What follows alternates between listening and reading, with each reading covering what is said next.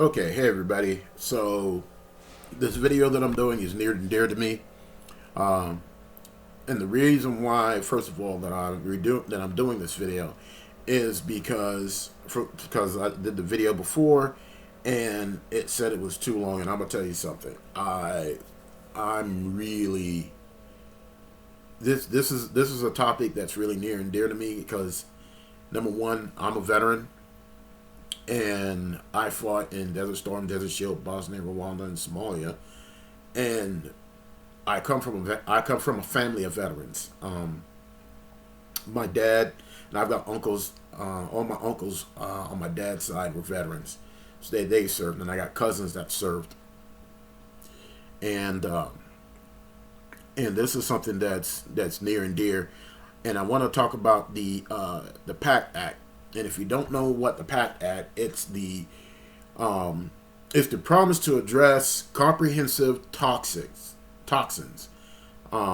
It came to fruition in 2021, and it's something that's been talked about even before 2021. And I'm gonna give you a quick hit. I'm gonna give you a little bit of a background about the not the act, but about what this whole thing is really truly about. So first of all, shout out to all my veterans out there. You served honorably. You know, um, I will say that I'm with you, brothers and sisters. I really am. Uh, this whole so basically what the PACT Act is supposed to do is supposed to give free treatment to veterans who have been exposed to Agent Orange and to stuff like the burn pits. I don't know if it covers AFFF because you got firefighters that are also in the military service that work with this chemical that's been out here also in the civilian world that's been causing cancer. That's you know, but I'm gonna go ahead and stick with the Agent Orange during Vietnam. That was something that was used heavily uh, in bombing in the bombing campaign back then during the 60s and 70s, and a lot of soldiers would walk through it. Now, the thing about Agent Orange is that um, a lot of people in Vietnam to this day are now second, third generation, and it's been shown that it's caused cancers as well as a lot of birth defects. So it's really it was really some nasty stuff. Now, a lot of, like I said, a lot of people over there who went through it. Um, that also includes not just the Vietnamese, but also the American soldiers that also went through it, that were exposed. A lot of them ended up developing cancer, just out of the blue, perfectly healthy 1 minute, and then all of a sudden they develop, they instantly develop lung cancers. Some of them had never smoked or anything, but come to find out it was linked to Agent Orange. And a lot of soldiers went to Congress during this time and had talked to a lot of the legislatures, senators and congressmen, and even try to get, FaceTime with the president, but they were turned away. Okay, no, and it's been a sore spot for a lot of veterans for a long time. Now let's fast forward to, of course, Desert Storm, Desert Shield. During that time, you had a lot of people that were stationed overseas, and a lot of the stuff that they had to do, you had a lot of waste.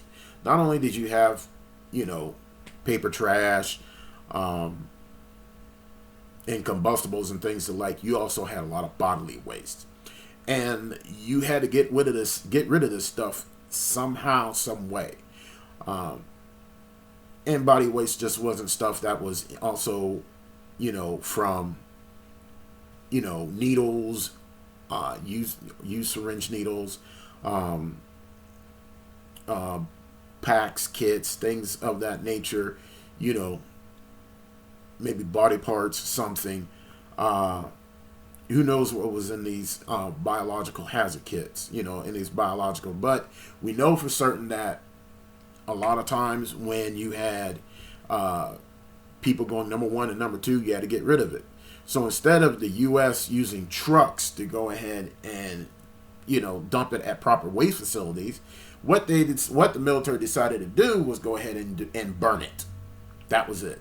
So what they did is they would formerly look like use something that was kind of like a metal, you could say a metal tub, so to speak, that would be underneath these latrine stalls, and they would go in them, and each day or whatever time, they would have to be emptied. So instead of dumping them out in the random places, and burying them, what they decided to do was, like I said, they burned them. So they used things such as fuel, diesel fuel, unleaded fuel in some aspects. Another fuel, JP5, which was jet propulsion fuel or jet fuel, would be used. A little known fact: JP5 is a very cancerous chemical. Okay, especially when it's been ignited. So when there's a flame to it, it causes a lot of cancer. And I will say that it's been proven to be cancerous because they've also said that when there's a vapor trail in the sky, do not be anywhere near there was a vapor trail. I mean, it looks cool, but they've also asked a lot of pilots, especially military pilots, don't do the vapor trails anymore because they find out that that you're causing droplets of cancer. I mean, cancer droplets onto civilians. So this stuff gets pretty nasty. And who do you think is doing all this stuff? This is not contracted out to anybody. No, this is people that are bottom of the rung that are sitting there that are doing this. So you normally got an E1, E2, E3 that's out there that's doing this really nasty job, and they have to stand near this pit, unfortunately, where they ended up inhaling because it's out, even though it's outside, and you think, they don't have to worry about it. You got the wind, you got dust, you got everything that's coming up. So guess what? You're inhaling it anyway, and it gets into your lungs, and they come to find out that then it gets to your lungs, it gets to your skin, gets to your clothes, it's all over. I mean, in your hair, everything. And this stuff is pretty nasty, and they're finding out that now you've got perfectly healthy people who went there before are now coming back, are having now, lung issues and are having spots in their lungs.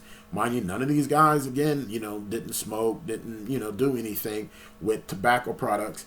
And yet you're developing this really nasty, funky looking cancer, So instead of the government treating it, they said, well, we can't do anything about it. But this PACT Act is supposed to be able to treat, it's supposed to, like I said in the beginning, give free medical care, free treatment for soldiers who have been exposed to this. But I'll go ahead and rephrase it, the beings in Washington, D.C. voted for this back in June 8414. It was on the way to being something that was going ahead to be passed. Just a couple weeks ago, I would say actually within the last week or two, they decided to go ahead and vote on it again. And for some strange reason, Ted Cruz, Rob Portman, it's roughly about 25 to 35 Republicans voted against this. Mitt Romney's name is attached to it also, who also voted it down. This is now become stalled and blocked in the Senate. The sad thing about it is that there's a video of Ted Cruz. Yes, your senator from Texas goes ahead and fist bumps when he votes no on the bill. And he does this little, video with TMZ that he talks about, Jon Stewart is entertaining, blah, blah, blah, blah, this, that, and the other. You know what? Fuck you, Ted Cruz. Seriously. On the real. Fuck you. Fuck Rob Portman. Fuck Mitt Romney. Fuck Tim Scott. Fuck all you that sat up there and voted this bill down to protect my people. The veterans. That sat up there and went to war for your ass. That's right. Your ass. So that you can have your freedoms. So that way you can have your beautiful marching songs and do whatever.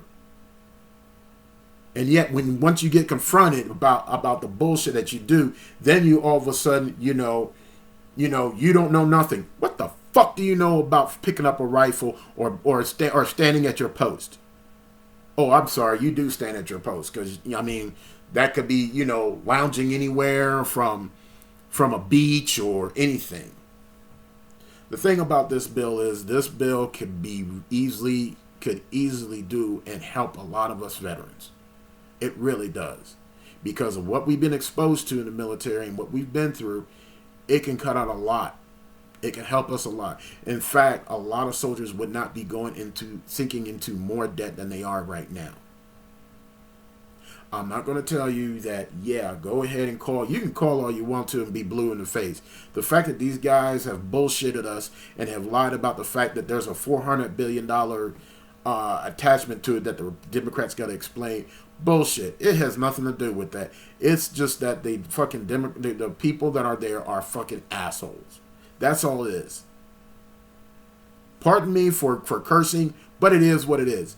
These people are truly assholes. This is why I keep saying businessmen do not deserve to be in Congress. Quit putting in people who have nothing to do with the public, with the average American person. They don't know what it's like to be an average American person.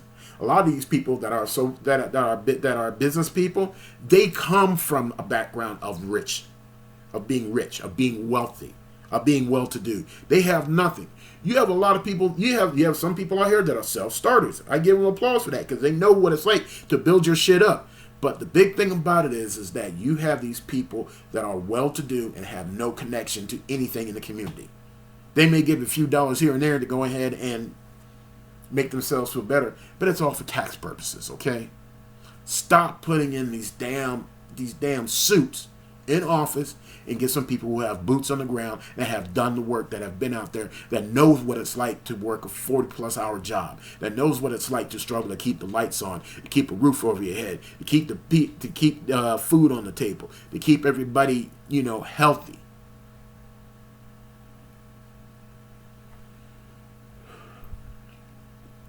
The sad thing about it is that regular soldiers, you got veterans that have talked to, as I said before, they have gone and talked to these people until they're blue in the face. A lot of them have talked to them when they're blue in the face. The sad thing about it is these people didn't listen. And it took somebody like Jon Stewart. Thank you, John, for doing what you did, for going out there and raising all kind of hell. Because they don't want to listen to us. But I guess being somebody that has celebrity status, use your status to go ahead and do what you got to do. But the thing about it is that the people in general, and you've got elections coming up, you got midterms. Stop putting these same assholes in office, and get some people that are for real and will actually do the work and will help out actual veterans. That will actually help out the working person that's out there. You guys be safe.